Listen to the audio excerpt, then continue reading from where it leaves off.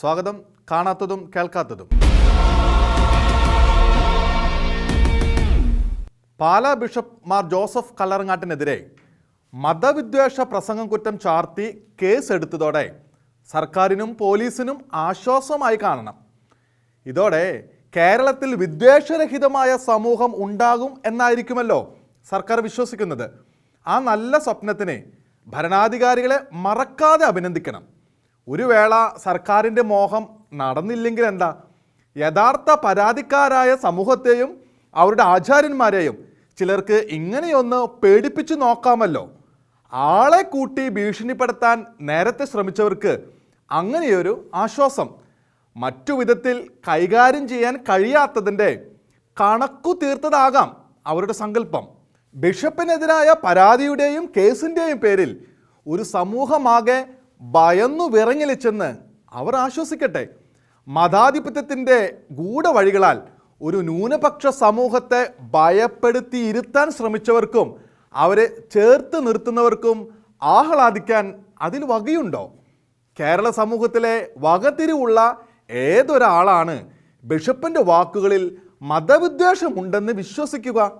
ഈ വാർത്തയ്ക്കൊപ്പം ഓർമ്മയിലെത്തുക, യാദൃശ്ചികമെങ്കിലും പരമോന്നത കോടതി അടുത്ത നാളിൽ ഭരണാധികാരികൾക്ക് നൽകിയ ശക്തമായ താക്കീതാണ്. ഫോൺ ചോർത്തൽ കേസിലെ നിയമ ദുരുപയോഗത്തിനെതിരെ കോടതികൾക്ക് പോലും നീതിയോടെ നോക്കാൻ പറ്റാത്ത വിധം വിമർശകരെ ദേശദ്രോഹികളെന്ന് പഴി ചാർത്തി ഭയങ്കര കുറ്റവാളികളായി അവതരിപ്പിക്കാൻ ശ്രമിക്കുന്നവരെ പരമോന്നത കോടതി താക്കീത് ചെയ്തു. ദേശദ്രോഹം എന്ന് കപടവചനം കേട്ടാലുടൻ തങ്ങൾ ഭയന്ന് നിഷ്ക്രിയരായിരിക്കുകയില്ലെന്ന് നീതിപീഠം പ്രഖ്യാപിച്ചു. കാരണം നിയമങ്ങൾ അവകാശ ലംഘനത്തിനും ജനദ്രോഹത്തിനും ആയുധമാക്കുന്ന അപകടകരമായ പ്രവണതയാണ് ദേശദ്രോഹമെന്ന ആരോപണത്തിൽ പരമോന്നത കോടതി കണ്ടത്. ദുരുപയോഗം ചെയ്യപ്പെടുന്ന പല നിയമങ്ങളും ഇന്നും നമ്മുടെ രാജ്യത്തുണ്ട്. ഔദ്യോഗിക കൃത്യനിർവഹണം തടസ്സപ്പെടുത്തൽ, ക്രമസമാധാനം ഭംഗപ്പെടുത്തൽ, സ്ത്രീദ്രോഹം എന്നിങ്ങനെ പലതും. ഇവയെപ്പോലെയാണോ മതവിദ്വേഷം പരത്തലിനെതിരായ നിയമവും? പാലാ ബിഷപ്പിനെതിരെ കേസെടുത്തവരുടെയും എടുപ്പിച്ചവരുടെയും സന്ദേശം ക്രൈസ്തവർക്ക് മനസ്സിലായി. ഇനി ആരും ബിഷപ്പ് പറഞ്ഞതുപോലുള്ള കാര്യങ്ങൾ ഇവിടെ മിണ്ടിപ്പോകരുതെന്ന്. നാർക്കോ ജിഹാദ്, ലവ് ജിഹാദ് എന്നീ വാക്കുകൾ വിദ്വേഷജനകമാണ് പോലും. കേരളത്തിലെ സർക്കാരിനെ തീർത്തും അപരിചിതവും.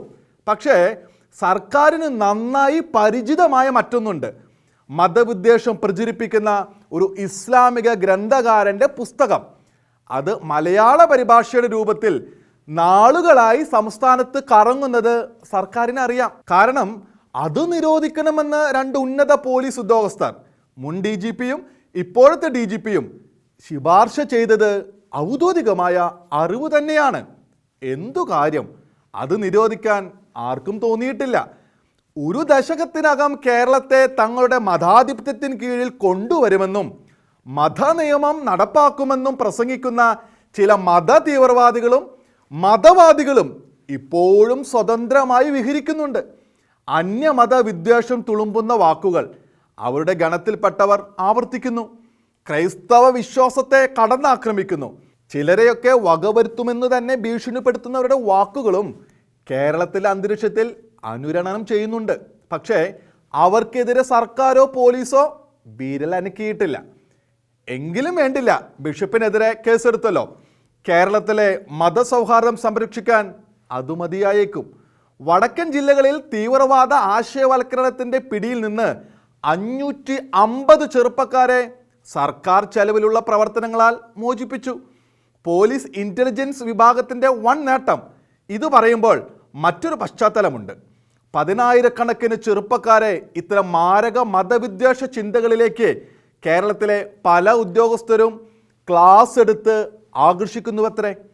അവർ വീട് കയറി തന്നെയാണ് യുവാക്കളെ സ്വാധീനിക്കുന്നത്. അത്തരം പ്രചാരകർക്കെതിരെ സർക്കാരോ പോലീസോ എന്തു ചെയ്തു? പൊതുജനത്തെ ആരും ഒന്നും ധരിപ്പിച്ചിട്ടില്ല. നടപടി ഉണ്ടായതായി അറിവുമില്ല. ഇപ്പോഴും പറയാം, അതിനെന്ത്? ബിഷപ്പിനെതിരെ കേസുണ്ടല്ലോ. മതവിദ്വേഷത്തെ ചെറുക്കാൻ മതബദ്ധ ലക്ഷ്യത്തോടെ പെൺകുട്ടികളെ പ്രണയത്തിൽപ്പെടുത്തിയും മയക്കുമരുന്ന് നൽകിയും കുഴപ്പത്തിലേക്ക് വലിച്ചിഴയ്ക്കുന്നു എന്ന പരാതി ഇപ്പോഴും ഉയരുന്നുണ്ട്. എരുമേലിക്കടുത്ത് ഒരു പെൺകുട്ടി വായുവിൽ മാഞ്ഞു പോയിട്ട് 4 വർഷത്തോളമാകുന്നു. ആ കുട്ടിയുടെ അവസ്ഥയെക്കുറിച്ച് 2 ഉന്നത പോലീസ് ഉദ്യോഗസ്ഥർ തന്നെ ചില സൂചനകൾ നൽകി. എന്നിട്ടും സർക്കാരിനോ പോലീസിനോ അതിനെക്കുറിച്ച് പറയാനില്ല. ആവശ്യമായ നടപടികൾ എടുത്തു എന്ന് ജനങ്ങൾ കരുതുന്നുമില്ല. ഇക്കാര്യത്തിലൊന്നും നടപടി ഇല്ലെങ്കിൽ എന്താ, അതിലുൾപ്പെട്ടവർക്ക് ബാധകമാകാത്ത നിയമം ബിഷപ്പിന് ബാധകമാക്കി എന്നു വച്ചാൽ ന്യൂനപക്ഷങ്ങളിലെ ഭൂരിപക്ഷമായ വിഭാഗത്തിനെതിരെ കേസുകൾ ഇല്ല. ന്യൂനപക്ഷത്തിനെതിരെ മാത്രം നടപടി. മതസ്പർദ്ധയ്ക്കും മതനിന്ദയ്ക്കുമെതിരായ നിയമം ദുരുപയോഗിക്കപ്പെടുന്നത് ആഗോള കാഴ്ചയാണ്. ലോകമാകെ നോക്കിയാൽ ഒരു പ്രത്യേക സമൂഹം മറ്റുള്ളവർക്കെതിരെ ദ്രോഹപരമായും മാരകമായും ദുരുപയോഗിക്കുന്ന ആയുധം, മറ്റുള്ളവരുടെ മേൽ മതാധിപത്യം പ്രയോഗിക്കുന്നതിനായി അതീവ കൗശലത്തോടെ പ്രയോഗിക്കുന്ന തന്ത്രം. എത്രയോ പേരാണ് ഇക്കൂട്ടർക്ക് ആധിപത്യമുള്ള ഇടങ്ങളിൽ ഈ നിയമത്താൽ പീഡിപ്പിക്കപ്പെടുന്നതും വധിക്കപ്പെടുന്നതും. അയൽപ്പക്ക വഴക്കിൻ്റെ പേരിൽ പോലും അന്യായമായി മതനിന്ദ കുറ്റം ചാർത്തപ്പെട്ട പെൺകുട്ടികളടക്കം പലരും ആരാച്ചാരുടെ വാളിലോ കൊലക്കയറിലോ നിന്ന് രക്ഷപ്പെട്ടത് അവസാന നിമിഷം മാത്രം. അതും മനുഷ്യാവകാശ സംഘടനകളുടെയും പ്രവർത്തകരുടെയും നിരന്തരമായ ശബ്ദമുയർത്തലും അന്താരാഷ്ട്ര ഇടപെടലും മറ്റും വഴി അതതിടങ്ങളിലെ അവസാനവട്ട ന്യായാസനങ്ങളുടെ തീർപ്പ് കൊണ്ടു മാത്രം. നമ്മുടെ നാട്ടിലെ മതസ്പർദ്ധാ വിരുദ്ധ നിയമവും ഇത്തരത്തിൽ ആരുടെയൊക്കെയോ ഹിതം പോലെ വ്യാഖ്യാനിക്കാവുന്നതാണോ? എന്താണ് നിയമത്തിൻ്റെ അന്തസത്ത? ഒരു മതത്തിലും പെട്ടവർ തങ്ങളുടെ സമൂഹത്തിന് വേണ്ടിയുള്ള ജാഗ്രതകൾ അംഗങ്ങളോട് പങ്കുവെക്കാൻ പാടില്ലെന്നോ? ആ ഉപദേശത്തിൽ വിദ്വേഷമോ അതു കേട്ട സമൂഹത്തിലെ ഒരാളിൽ നിന്ന് പോലും അതിക്രമമോ ഉണ്ടായിട്ടില്ലെങ്കിൽ പോലും വിദ്വേഷ പ്രചാരണമായി കണക്കാക്കുമെന്നോ? മതാധിപത്യ ലക്ഷ്യവും തീവ്രവാദവും നിരന്തരം പ്രസംഗിക്കുന്നവർക്കെതിരെ കേസ് വേണ്ടെന്നും അവരുടെ കെണിയിൽ നിന്നും മാറി നടക്കാൻ ഉപദേശിക്കുന്നവർ കുറ്റവാളികൾ എന്നുമാണോ നിയമത്തിലെ വ്യവസ്ഥ? ഇത്തരം വ്യാഖ്യാനങ്ങളാൽ ആരെയെങ്കിലും ഭയപ്പെടുത്താമെന്നോ നിശബ്ദരാക്കാമെന്നോ കരുതുന്നെങ്കിൽ കഷ്ടമെന്നല്ലാതെ എന്തു പറയാൻ? യഥാർത്ഥമായ ആശങ്കയെ മതസ്പർദ്ധയെന്ന് തെറ്റായി വ്യാഖ്യാനിക്കാനുള്ള ശ്രമം കണ്ടു കഴിഞ്ഞു. ഇനിയും അത്തരത്തിൽ പലരും ശ്രമിച്ചേക്കാം. ദുർവ്യാഖ്യാനങ്ങളുടെ പരിണാമം കാത്തിരുന്നു കാണാം. ഇതോടെ മതപ്രീണനത്തിൻ്റെ പേരിൽ രാഷ്ട്രീയ സമൂഹം മൂടിപ്പിടിക്കുന്ന ദുഷ്ടതകളും ദുരാധിപത്യ നീക്കങ്ങളും മതാധിപത്യ പ്രവണതകളും മതവൈര ജൽപ്പകരും തുറന്നു കാട്ടപ്പെടുമെന്ന് കൂടി പ്രതീക്ഷിക്കാം. ഏതാണ് യഥാർത്ഥ വിദ്വേഷമെന്നും ആരാണ് വിദ്വേഷവാഹികളെന്നും സമൂഹം തിരിച്ചറിയട്ടെ.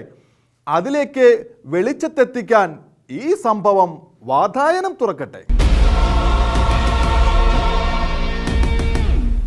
എന്താണ് നവംബറിൻ്റെ രഹസ്യം? കത്തോലിക്ക സഭയിൽ ശുദ്ധീകരണ ആത്മാക്കൾക്കായുള്ള പ്രാർത്ഥനാ സമർപ്പണം. കത്തോലിക്കർക്ക് പുറമെ വളരെ ചുരുക്കം ക്രൈസ്തവർ മാത്രമേ അതിൽ വിശ്വസിക്കുന്നുള്ളൂ. വിശ്വസിക്കാത്ത ചിലരെങ്കിലും കത്തോലിക്ക സമൂഹത്തിലുമുണ്ട്. ആധുനിക കാലത്ത് എല്ലാ ക്രൈസ്തവരുടെയും ഐക്യത്തിനായി ദാഹിക്കുമ്പോൾ ഈ വിശ്വാസം തടസ്സമെന്നോ അബദ്ധമെന്നോ ചിലരെങ്കിലും കരുതി പോയേക്കാം. അതിനാൽ ഈ വിശ്വാസ രഹസ്യം തിരുവചനാടിസ്ഥിതമാണെന്ന് കത്തോലിക്ക വിശ്വാസികളായ ചെറുപ്പക്കാർ തീർച്ചയായും ഗ്രഹിക്കേണ്ടതാണ്. ശുദ്ധീകരണ സ്ഥലം എന്ന വാക്കും സങ്കല്പവുമാണ് മുമ്പ് തന്നെ ചിലർക്ക് അസ്വീകാര്യമായത്. അതേസമയം അവിശ്വസിക്കുന്ന ഏറെ പേരുടെയും നിലപാട് മരണത്തോടെ ഇത്തരം കാര്യങ്ങൾ അവസാനിക്കുന്നു, പിന്നെയുള്ളത് സ്വർഗം അല്ലെങ്കിൽ നരകം മാത്രമെന്നും. അവരെ സംബന്ധിച്ച് മരിച്ചവർക്ക് വേണ്ടി പ്രാർത്ഥിക്കുന്നതിൽ അർത്ഥമില്ല, പ്രാർത്ഥന ആവശ്യമില്ല, പ്രയോജനപ്പെടുന്നില്ല. മരണാനന്തര ശുദ്ധീകരണമുണ്ടെന്ന് വാദത്തിന് സമ്മതിച്ചാലും പ്രാർത്ഥന ഗുണം ചെയ്യുമെന്ന് അവർ കരുതുന്നില്ല. കത്തോലിക്ക വിശ്വാസം അതല്ലെന്ന് വ്യക്തമാണല്ലോ. അതിനടിസ്ഥാനമായി തിരുവചനങ്ങളുണ്ട്, അവയ്ക്ക് വിശദമായ വ്യാഖ്യാനങ്ങളുമുണ്ട്. അത് പരിശോധിക്കുന്നതിന് മുമ്പേ മറ്റൊന്ന് പറയട്ടെ. വിശുദ്ധ ഗ്രന്ഥത്തിൽ കാനോനികം അഥവാ പ്രാമാണികമായ പുസ്തകങ്ങളുടെ എണ്ണം കത്തോലിക്കരെ സംബന്ധിച്ച് 73 ആണെന്ന് എല്ലാവർക്കും അറിയാം. പുതിയ ഉടമ്പടിയിൽ 27, പഴയ ഉടമ്പടിയിൽ 46 എന്നിങ്ങനെ. ജെറമിയയുടെ പുസ്തകത്തിൽ നിന്ന് വിലാപങ്ങൾ വേർപ്പെടുത്തിയത് കൊണ്ടാണ് 46 ആയത്. അല്ലെങ്കിൽ 45 മാത്രം. അതേസമയം അകത്തോലിക്കരിൽ ഭൂരിപക്ഷത്തിനും പഴയ ഉടമ്പടിയിലെ പ്രാമാണിക ഗ്രന്ഥങ്ങൾ 39 എണ്ണം മാത്രമാണെന്നും മിക്കവർക്കും അറിയാം. 6 പുസ്തകങ്ങളുടെ വ്യത്യാസം. തർക്കമില്ലാത്ത 39 പുസ്തകങ്ങൾ ഹീബ്രു ഭാഷയിലെ പഴയ ഉടമ്പടി പ്രകാരമുള്ളതാണ്. 1-ാം നൂറ്റാണ്ടിൽ യാമിനിയായിൽ ആദ്യമായി നടന്ന യഹൂദ സിനഡ് അംഗീകരിച്ചത് പാലസ്തീനയിലെ യഹൂദർ പിന്തുടർന്ന പുസ്തകങ്ങളാണ്. എന്നാൽ ഗ്രീക്ക് അരമായ പാരമ്പര്യമുള്ള യഹൂദർക്ക് വേറെയും പുസ്തകങ്ങൾ ഉണ്ടായിരുന്നു. അവയിലെ 6 എണ്ണമാണ് ഉത്തരകാനോനികമായി തിരുസഭ പിന്നീട് അംഗീകരിച്ചത്. അങ്ങനെയാണ് 45 പുസ്തകങ്ങൾ ഉണ്ടായത്. താത്വിക ന്യായങ്ങൾ എന്തൊക്കെയായിരുന്നാലും യേശു ക്രിസ്തുവും ശിഷ്യന്മാരും ഉദ്ധരിച്ച ചില പുസ്തകങ്ങൾ പാലസ്തീനയിലെ യഹൂദ നേതൃത്വം അംഗീകരിക്കാതിരിക്കാൻ യേശുവിരുദ്ധമായ നിലപാടും പ്രേരണയായി എന്ന് കരുതുന്നവരുണ്ട്. അത്തരം പുസ്തകങ്ങളെ പ്രാമാണികമായി അംഗീകരിക്കാത്ത പിൽക്കാല അകത്തോലിക്ക വിഭാഗങ്ങളുടെ നിലപാടിന് പിന്നിലും തനത് കാരണങ്ങളുണ്ടെന്ന് വേണം കരുതാൻ. ഉദാഹരണത്തിന്, മരിച്ചവർക്ക് വേണ്ടിയുള്ള പ്രാർത്ഥന പോലെ കത്തോലിക്ക സഭ വിശ്വസിക്കുന്നതും അകത്തോലിക്കർ വിശ്വസിക്കാത്തതുമായ ചില കാര്യങ്ങൾ അവയിൽ സൂചിതമാണ്. അങ്ങനെയൊരു കാരണമില്ലെങ്കിൽ ദൈവിക ജ്ഞാനവും വെളിപാടും വ്യക്തമായി കാണാവുന്ന മനുഷ്യവിജ്ഞാനത്തിന് അതീതമായ ജ്ഞാനത്തിൻ്റെ പുസ്തകവും മറ്റും എങ്ങനെയാണ് അപ്രമാണികമെന്ന് കരുതപ്പെടുക എന്ന സംശയം തോന്നാം. അതവിടെ നിൽക്കട്ടെ. മരിച്ചവർ എങ്ങനെ ശുദ്ധീകരിക്കപ്പെടും? അവർക്ക് വേണ്ടി പ്രാർത്ഥിക്കുന്നതിന് തിരുവചനത്തിൽ എന്ത് അടിസ്ഥാനം? ഇത് കത്തോലിക്ക വിശ്വാസികൾക്കും ഉണ്ടായേക്കാവുന്ന സംശയങ്ങളാണ്. നിശ്ചയമായും വചനാടിസ്ഥിതം തന്നെയാണ് കത്തോലിക്ക സഭയുടെ ഈ വിശ്വാസം. തിരുവചനങ്ങൾക്ക് മതിയായ വിശദീകരണവും വ്യാഖ്യാനങ്ങളും കൂടി വേണമെന്നു മാത്രം. യോഹന്നാൻ്റെ 1-ാം ലേഖനം 5-ാം അധ്യായം 16-17 വാക്യങ്ങൾ പറയുന്നു, മരണത്തിനർഹമല്ലാത്ത പാപം സഹോദരൻ ചെയ്യുന്നത് ഒരുവൻ കണ്ടാൽ അവൻ പ്രാർത്ഥിക്കട്ടെ, അവന് ദൈവം ജീവൻ നൽകും. മരണാർഹമല്ലാത്ത പാപം ചെയ്യുന്നവർക്ക് മാത്രമാണിത്. മരണാർഹമായ പാപമുണ്ട്, അതേപറ്റി പ്രാർത്ഥിക്കണമെന്ന് ഞാൻ പറയുന്നില്ല. എല്ലാ അധർമ്മവും പാപമാണ്, എന്നാൽ മരണാർഹമല്ലാത്ത പാപവുമുണ്ട്. മാരക പാപത്തെയും ലഘുപാപത്തെയുമാണ് ഇവിടെ പറയുന്നതെന്ന് വ്യക്തമാണല്ലോ. മറ്റൊരാളുടെ മാരക പാപത്തിനു വേണ്ടി പ്രാർത്ഥിക്കണമെന്ന് ഞാൻ പറയുന്നില്ല എന്ന് യോഹന്നാൻ പറയുമ്പോൾ അതിനർത്ഥം ആത്മീയ ജീവൻ നഷ്ടപ്പെടുത്തിയ മാരകപാപിയുടെ കാര്യം ദൈവം മാത്രം അറിയുന്നു, അവിടുത്തെ മാത്രം കരങ്ങളിലാണത് എന്നാണല്ലോ. എന്നാൽ ആത്മീയ മരണം വരുത്താത്ത അഥവാ മരണാർഹമല്ലാത്ത പാപങ്ങളുടെ മോചനത്തിന് മാധ്യസ്ഥ പ്രാർത്ഥന സഹായിക്കുമെന്നു കൂടിയാണ് തിരുവചനം പറഞ്ഞിരിക്കുന്നത്. രക്ഷ ആത്മാവിൻ്റെ കാര്യമാണ്, ശരീരത്തിൻ്റെ കാര്യമല്ല. അതുകൊണ്ട് തന്നെ മരണാർഹമല്ലാത്ത പാപാവസ്ഥയുമായി മരിക്കുന്നവരുടെ ആത്മാവിനും ജീവിക്കുന്നവരുടെ പ്രാർത്ഥന, മധ്യസ്ഥ പ്രാർത്ഥന പ്രയോജനപ്പെടും. അവർ പ്രാർത്ഥിക്കുകയും വേണം. യോഹന്നാൻ്റെ ഈ ഉപദേശം കത്തോലിക്ക സഭ മരിച്ചവർക്ക് വേണ്ടി നടത്തുന്ന പ്രാർത്ഥനയുടെ അടിസ്ഥാനം തന്നെയാണ്. മരിച്ചവർക്ക് തനതു നിലയിൽ മാനസാന്തരപ്പെടാനോ ക്ഷമയാചിക്കാനോ പ്രാർത്ഥിക്കാനോ സ്വാതന്ത്ര്യമില്ല. അവർക്കത് സാധ്യമല്ല. അതേസമയം പാപം മരണാർഹമല്ലെങ്കിലും അതിൻ്റെ അശുദ്ധിയോടെ കർത്താവിനെ നേരിട്ട് ദർശിക്കാനും സാധ്യമല്ല. അവരുടെ അശുദ്ധി അവരെ തകർക്കില്ല, പക്ഷേ വേദനിപ്പിക്കും. അശുദ്ധിയുടെ അളവ് പോലെ ആത്മാവ് പീഡ അനുഭവിക്കും. ആരുടെ പണി അഗ്നിക്കിരയാകുന്നോ അവൻ നഷ്ടം സഹിക്കേണ്ടി വരും, എങ്കിലും അഗ്നിയിലൂടെ എന്നവണ്ണം രക്ഷ പ്രാപിക്കും എന്ന വിശുദ്ധ പൗലോസിൻ്റെ വാക്യങ്ങൾ സൂചിപ്പിക്കുന്നത് നരകാഗ്നിയിലല്ലാത്ത മറ്റൊരു പൊള്ളുന്ന മരണാനന്തര അനുഭവത്തെയും അതിൽ നിന്നുള്ള മോചനത്തെയുമാണല്ലോ. ഈ പൊള്ളൽ നശിപ്പിക്കാനല്ല, രക്ഷപ്പെടുത്താനുള്ളതാണ്. അതിനർത്ഥം അത് ദൈവദർശനം തടസ്സപ്പെടുത്തുന്ന അശുദ്ധി നീക്കാൻ വേണ്ടിയുള്ളതും കാലപരിധിയുള്ളതും ആണെന്നു തന്നെ. അതുതന്നെയാണല്ലോ ശുദ്ധീകരണം. തങ്ങൾക്ക് വേണ്ടി ഒന്നും ചെയ്യാൻ സ്വാതന്ത്ര്യമില്ലാത്തവരാണ് ശുദ്ധീകരണം നേരിടുന്ന ആത്മാക്കൾ. അവർക്ക് പീഡയുടെ ഇളവും അറുതിയും ലഭിക്കുന്നത് യേശുവിൻ്റെ പരമബലിയുടെ യോഗ്യതയും അതിൽ നിന്ന് വിശ്വാസികൾ നേടുന്ന പങ്കുമാണ്. അത് ശുദ്ധീകരണ ആത്മാക്കൾക്ക് പങ്കുവെക്കപ്പെടുന്നതിൻ്റെ തത്വമാണ് പുണ്യവാന്മാരുടെ ഐക്യം. ദൈവിക ജീവൻ നഷ്ടപ്പെടാത്ത ആത്മാക്കൾക്ക് സ്വർഗസ്ഥരും ഭൗമികരും ശുദ്ധീകരണ വിധേയരുമായ എല്ലാവർക്കും ക്രിസ്തുവിനോടും അതുവഴി തങ്ങൾക്ക് തമ്മിലുമുള്ള ബന്ധം. ഈ ബന്ധത്തിലുള്ള ഏറ്റവും നിസ്സഹായർ ശുദ്ധീകരണ ആത്മാക്കളാണ്. അവർക്ക് ഭൗമികരുടെ പ്രാർത്ഥന പ്രയോജനപ്പെടും എന്നല്ല, അനിവാര്യവുമാണ്. മരിച്ചവർക്ക് പ്രാർത്ഥന ആവശ്യമെങ്കിൽ കാലാന്ത്യത്തിൽ ശുദ്ധീകരണ അവസ്ഥ കൂടി ഇല്ലാതാകുമ്പോൾ ആത്മാക്കൾ മോചനം നേടുന്നത് എങ്ങനെയെന്ന് സംശയമുണ്ടാകാം. അതുവരെയുള്ള തലമുറകൾ യേശുവിൻ്റെ ബലിയോട് ചേർന്ന് സഭയുടെ ഭണ്ഡാകാരത്തിലേക്ക് കൂട്ടിച്ചേർക്കുന്ന പുണ്യം ദൈവിക കാരുണ്യത്തിൽ എല്ലാവരുടെയും ഒരേ സമയത്തുള്ള മോചനത്തിന് മതിയാകുമെന്നതാണ് നമുക്ക് മനസ്സിലാവുന്ന ഉത്തരം. ഇന്ന് ആത്മാക്കൾക്ക് വേണ്ടി നടത്തുന്ന പ്രാർത്ഥനകളും ബലിയർപ്പണവും നാളെ തങ്ങൾക്കും ഗുണകരമാകുമെന്ന് ജീവനത്തിലുള്ള ഓരോ ആത്മാവിനും ഉറപ്പിക്കാം. തിരുവചന പ്രകാരം മാത്രമല്ല, ഈ പാഠം തിരുസഭയ്ക്ക് ദൈവമാതാവിൻ്റെ ദർശനങ്ങളടക്കമുള്ള മാർഗങ്ങളിലൂടെ ലഭിക്കുന്ന വെളിപാടും ഇതേ വിശ്വാസം ഉറപ്പിക്കുന്നു.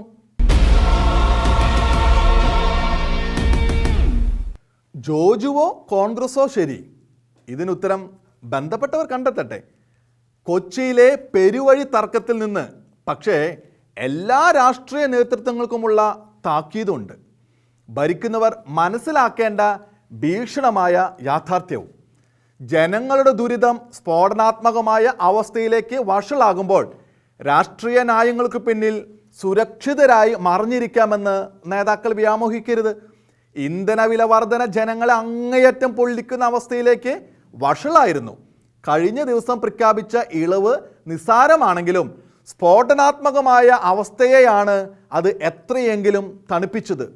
അത്രയ്ക്ക് കഠിനമായിരുന്നു ജനങ്ങളുടെ അനുഭവം. അവരുടെ ആശങ്കയും ആവലാതിയും ചെവി കൊള്ളാൻ അധികാരികളില്ലാത്ത സ്ഥിതി. പരസ്പരം തർക്കിക്കുന്നതിലും കുറ്റപ്പെടുത്തുന്നതിലും സ്വയം ന്യായീകരിക്കുന്നതിലും മാത്രം ശ്രദ്ധിച്ച് നേതാക്കൾ തങ്ങൾ തമ്മിൽ മാത്രമുള്ള രാഷ്ട്രീയ വിഷമാണ് പെട്രോളിയം വിലവർധന എന്ന മട്ടിലാണ് ഇതുവരെയും അവർ പെരുമാറിയത്. ജനങ്ങളെയും അവരുടെ ആശങ്കകളും അവർ പാർശ്വവൽക്കരിച്ചു. ചരിത്രം പഠിക്കണം, ചരിത്രത്തിലേക്ക് നോക്കണമെന്നൊക്കെ എതിരാളികളോട് ആവർത്തിക്കാറുള്ളവർ ഏറ്റവും വലിയ ചരിത്ര പാഠം മറന്നു. അപ്പം നിഷേധിക്കുന്ന ഭരണകൂടം എത്ര ശക്തമായാലും ജനങ്ങളുടെ തീ പാർന്ന രോഷത്തെ നേരിടാൻ അതിന് കഴിയാതെ വരുമെന്നത്. ഗതി മുട്ടിയാൽ വരും വരായികൾ നോക്കാതെയാകും ഏതു കാലത്തെയും ജനങ്ങൾ പ്രതികരിക്കാൻ ഇറങ്ങുക. സ്വേച്ഛാധിപതികളും സമഗ്രാധിപതികളും കഴിവുകെട്ട ഭരണാധികാരികളുമെല്ലാം ഇത്തരം രോഷത്തിൽ കടപുഴുകിയതിൻ്റെ നിരവധി പാഠങ്ങളുണ്ട് ചരിത്രത്തിൽ. അപ്പം നിഷേധിക്കുന്നതിന് തുല്യമായ പ്രതിസന്ധിയാണ് ഇന്ധനവില വർധനയിലൂടെ സൃഷ്ടിക്കപ്പെട്ടത്. വില തനിയെ ഉയർന്നതല്ല, അത് നിശ്ചയിക്കുന്നവരും നികുതി ഈടാക്കുന്നവരുമായ എല്ലാ ഭരണാധികാരികളും ചേർന്ന് നടപ്പാക്കുന്ന തീരുമാനം. പെട്രോളിയം കമ്പനികളെ പഴിചാരി കേന്ദ്ര സർക്കാരും കേന്ദ്ര സർക്കാരിനെ പഴിചാരി സംസ്ഥാന സർക്കാരുകളും ജനങ്ങളെ ഞെക്കിപ്പൊഴിയുന്ന അവസ്ഥ.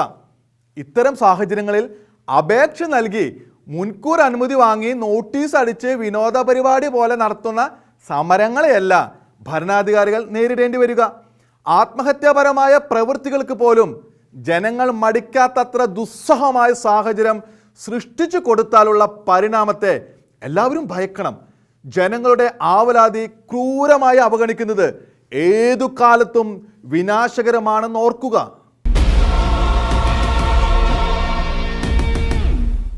മോൻസനെ കുറിച്ചുള്ള ചില ചിന്തകൾ വിട്ടുപോകുന്നില്ല. അയാളെ ഓർക്കുമ്പോൾ ആദ്യം ചിന്തിക്കേണ്ടത് ബുദ്ധിമാന്മാരായ കേരളീയരുടെ ഭോഷത്വത്തെക്കുറിച്ചാണ്. അതും ഇസ്രയേൽ പോലൊരു നാട്ടിൽ നിന്ന് അവരുടെ വിശ്വാസ പൈതൃകത്തിൻ്റെ സുപ്രധാനമായ കണ്ണി ടൂറിസം വ്യവസായത്തിലെ ആകർഷകമായ ഒരു ഘടകം വളരെ നിസ്സാരമായി ഒരു മലയാളി കൈക്കലാക്കി എന്ന് വിശ്വസിച്ചവരുടെ ഭോഷത്വം. ഹിറ്റ്ലറുടെ കാലത്ത് യഹൂദരെ കൂട്ടക്കൊല ചെയ്യാൻ നേതൃത്വം വഹിച്ച അഡോൾഫ് ഐക്മാനെ കുറിച്ച് കേൾക്കാത്തവർ ചുരുക്കമാകും.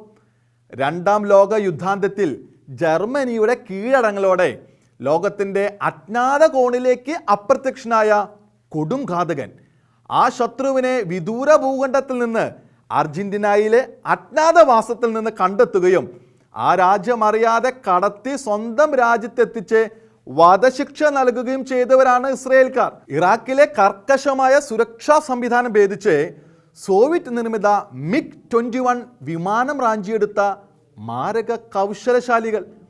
അമേരിക്ക വിജയിച്ചിട്ടില്ലാത്തത്ര സാഹസികമായ നടപടി വഴി വിമാന റാഞ്ചികളെ കീഴടക്കി എൻഡെബെ ഇതിഹാസമെന്ന വീരചരിതം സൃഷ്ടിച്ചവർ. അവരുടെ കണ്ണു വെട്ടിച്ച് അവരുടെ ഏറ്റവും വലിയ പ്രവാചകനായ മോശയുടെ വടി കേരളത്തിലെ ഒരു ചെറുപ്പക്കാരൻ കൈക്കലാക്കിയെന്ന് വിശ്വസിച്ചവരുടെ അവസ്ഥ ആലോചിച്ച് നോക്കേണ്ടത് തന്നെ.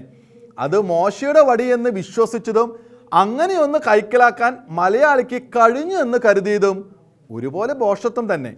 ഇതേ മട്ടിൽ കേരളത്തിൽ മറ്റൊരു കള്ളനാണയം കറങ്ങുന്നുണ്ട്. യേശുവിനെ ഒറ്റിക്കൊടുത്തതിന് യൂദാസിന് കിട്ടിയ നാണയങ്ങൾ എന്ന പേരിൽ തനിക്ക് കിട്ടിയ നാണയങ്ങൾ യൂദാസ് പുരോഹിതരുടെ മുമ്പിൽ വലിച്ചെറിഞ്ഞല്ലോ.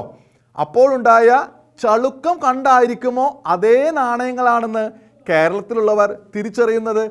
എറിഞ്ഞ യൂദാസിനോ നാണയങ്ങളെടുത്ത് കുശവന് കൊടുത്തതായി പറയുന്ന പുരോഹിതർക്കോ പോലും തിരിച്ചറിയാൻ കഴിയാത്ത വിധം കൈമറിഞ്ഞു പോയ നാണയങ്ങൾ കേരളത്തിലെ ചിലർ തിരിച്ചറിഞ്ഞത്രേ. എത്ര വേഗമാണ് ഇത്തരം കാര്യങ്ങൾ കേരളീയർ വിശ്വസിക്കുന്നതെന്ന് ഓർത്താൽ അത്ഭുതം തോന്നും. തട്ടിപ്പുകാർക്ക് കേരളം മേച്ചിൽ പുറം ആയില്ലെങ്കിലേ അമ്പരക്കാനുള്ളൂ. കാണാത്തതും കേൾക്കാത്തതും അടുത്ത ആഴ്ച ഇതേ സമയം.